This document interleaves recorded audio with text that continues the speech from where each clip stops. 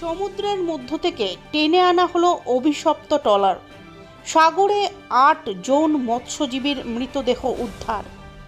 বঙ্গোপসাগরে গভীর সমুদ্রে ডুবে যাওয়া ট্রলারটি এবার 10টি ট্রলার মিলে টেনে আনে নামখানায়। উল্লেখ্য, গত শুক্রবার রাত্রে গভীর সমুদ্রে পাল্টি খায় মৎস্যজীবীদের ট্রলার। 17 জন মৎস্যজীবীর মধ্যে 8 জনকে উদ্ধার করা গেলেও 9 জনকে উদ্ধার করা সম্ভব হয়নি।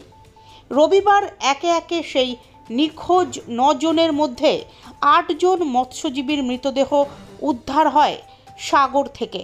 তারা গভীর রাত্রে কেবিনের ভেতরেই ঘুমিয়েছিলেন, এমনটাই জানা গিয়েছে সূত্র মারফত। তাদের শেষ পরিণতি সলিল সমাধি ঘটে। এই ট্রলারটিকে নামখানায় আনার পর ওপরে তোলা হয়।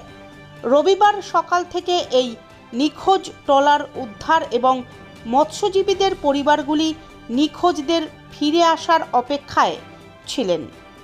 একই সঙ্গে নামখানার পাড়ে ছিলেন হাজার হাজার মানুষ।